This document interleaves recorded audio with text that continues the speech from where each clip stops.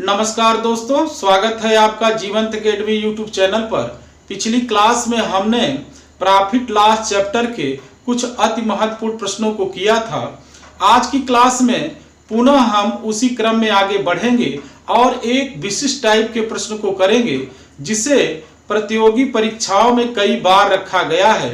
UP police दरोगा और SSC के सभी एग्जाम में इस टाइप के प्रश्न को पूछा गया है। प्रश्न का नेचर बार बार बदला है, तो आज हम कितने प्रकार से इस टाइप का प्रश्न बनता है सभी प्रकार पे डिस्कस करेंगे। हमारे साथ आप बने रहिएगा, बहुत ही महत्वपूर्ण क्लास हम चला रहे हैं। आइए आज की क्लास स्टार्ट करते हैं। एक दुकानदार किसी वस्तु को 10% लाभ पर बेचने की जगह 20% लाभ पर बेच देता है, जिससे उसे 200 रुपए अधिक प्राप्त होते हैं, तो वस्तु का क्रय मूल्य ज्ञात कीजिए।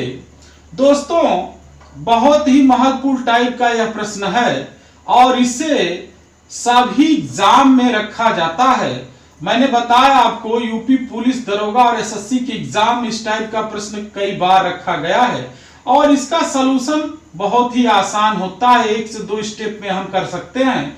तो आइए प्रश्न को एक बार फिर समझते हैं। एक दुकानदार किसी वस्तु को 10% लाभ पर बेचने की जगह 20% लाभ पर बेच देता है, जिससे उसे 200 रुपए अधिक मिलते हैं।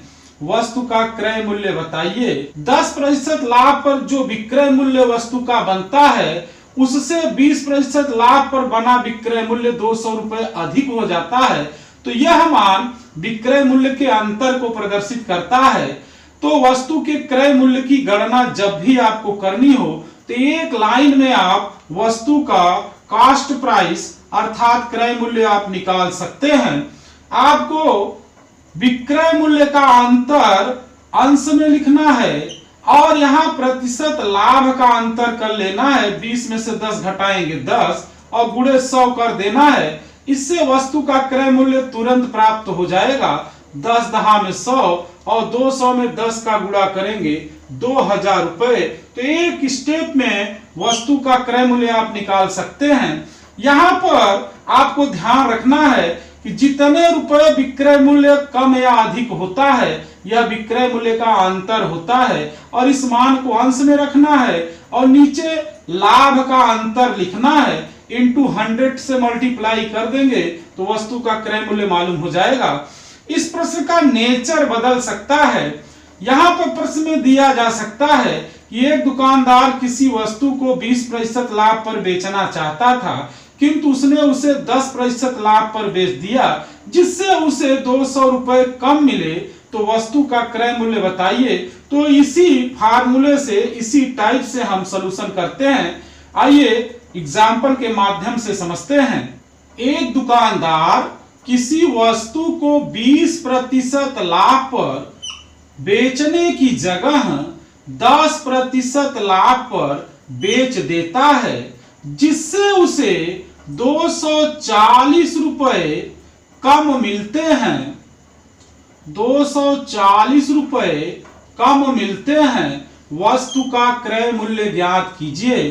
तो यहाँ पर प्रतिशत लाभ का मान 20 से 10% हो गया, इसलिए 20% लाभ पर जो विक्रय मूल्य बन रहा था वह 10% लाभ पर आ गया, तो 240 रुपए कम हो गया। ये विक्रय मूल्य का अंतर है। तो हमने आपको जो फार्मूला बताया, जो कॉन्सेप्ट बताया, उसी से जल्दी से लगाएंगे। तो वस्तु का क्रय मूल्य जब भी निकालना होगा, तो ये विक्रय मूल्य का अंतर हम अंश में लिखेंगे, लाभ का अंतर नीचे हर में लिखेंगे। तो 20 में से 10 घटाएंगे 10 गुणे 100 कर देंगे, तो वस्तु का क्रय मूल्य मालूम हो जाएगा। तो 10 दहा में 100 और 240 में 10 का गुणा करेंगे तो 2400 रुपए। तो इस प्रकार से एक स्टेप में आप इस प्रश्न का सलूशन कर सकते हैं। इस प्रश्न में ऐसा भी हो सकता था कि वस्तु के विक्रय मूल्य दिए गए हों और लाभ जितना प्रतिशत कम या ज्यादा होता है वह मान दिया गया हो और क्रय मूल्य निकालने के लिए दिया जा सकता है। तो आइए कॉन्सेप्ट से प्रश्न को समझते हैं। किसी वस्तु को 2200 रुपए में बेचने की जगह एक दुकानदार 2400 रुपए में बेच देता है, जिससे उसे 10% अधिक लाभ होता है। वस्तु का क्रय मूल्य बताइए। तो यह प्रश्न बहुत ही महत्वपूर्ण प्रश्न है। यहां पर वस्तु को 2200 रुपए में बेचना था, लेकिन दुकानदार ने 2400 रुपए में बेच दिया। इसी वजह से उसे 10% पहले से ज्यादा लाभ हुआ। तो वस्तु का क्रय मूल्य निकालना है। तो अभी हमने जिस टाइप से सलूशन आपको बताया उसी टाइप से सलूशन करेंगे। क्रय मूल्य बराबर विक्रय मूल्य का अंतर अंश में लिखेंगे। तो 2400 में से 2200 घटाएंगे 200 रुपए। नीचे लाभ का अंतर 10। लाभ के अंतर का आशय लाभ का अधिक होना या कम होना होता है। तो लाभ का अंतर 10 हर में लिखेंगे, गुणे 100 कर देंगे तो वस्तु का क्रय मूल्य निकल जाएगा। 10 दहा में 100 और 200 में 10 का गुणा करेंगे तो 2000 रुपए। इस प्रकार से एक स्टेप में इस प्रश्न का आप सलूशन कर सकते हैं। यहां प्रश्न का नेचर बदल सकता था। प्रश्न इस प्रकार से भी पूछा जा सकता था कि एक दुकानदार किसी वस्तु को 2400 रुपए में बेचने की जगह 2200 रुपए में बेच देता है, जिससे उसे 10% कम लाभ होता है। वस्तु का क्रय मूल्य बताइए। तो सेम टाइप से सलूशन हम करेंगे। आइए हम दूसरे टाइप के प्रश्न को समझते हैं। और इसी आर्टिकल का स्वरूप चेंज हो जाता है जब वस्तु को हम लाभ पर बेचने की जगह हानि पर बेच देते हैं। तो इस पर भी प्रतियोगी परीक्षाओं में कई बार प्रश्न बना है।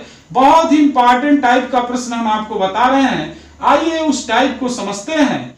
एक दुकानदार किसी वस्तु को 10% हानि पर बेचने की जगह 20% हानि पर बेच देता है, जिससे उसे 280 रुपए कम मिलते हैं। वस्तु का क्रय मूल्य बताइए। बहुत ही महत्वपूर्ण प्रश्न है ये। यहां पर वस्तु को हानि पर बेचा जाता है, जबकि पिछले आर्टिकल में वस्तु को लाभ पर बेचा गया था। तो टाइप चेंज हो गया है। आपको ध्यान से समझना है इसे। जब दुकानदार वस्तु को 10% हानि पर बेचना चाहता है, उसकी अपेक्षा 20% हानि पर बेच देता है, तो विक्रय मूल्य पहले से उसको 280 रुपए कम मिलते हैं। ऐसी सिचुएशन, ऐसी कंडीशन प्रश्न में दी गई है और हमें क्रय मूल्य निकालना है। तो पूर्व की भांति ही सलूशन करेंगे। क्रय मूल्य बराबर विक्रय मूल्य का अंतर अंश में लिखेंगे। अब नीचे हानि का अंतर लिखेंगे। पिछले आर्टिकल में, पिछले कॉन्सेप्ट में हमने लाभ का अंतर लिखा था, यहां हानि का अंतर लिखेंगे। तो 20 में से 10 घटाएंगे, 10 गुणे 100, 10 दहा में 100, 280 में 10 का गुणा कर देंगे तो 2800 रुपए वस्तु का क्रय मूल्य होगा। तो इस प्रकार से इस प्रश्न का इजीली सलूशन किया जा सकता है।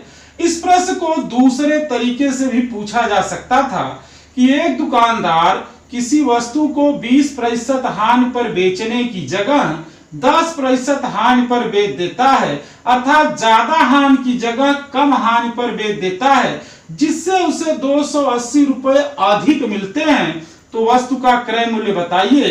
तो सेम सलूशन हम करेंगे, उत्तर आपका यही आएगा।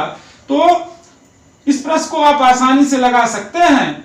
किसी वस्तु को 900 रुपए में बेचने की जगह 800 रुपए में बेच देने से एक व्यापारी को 10% अधिक हानि हो जाती है।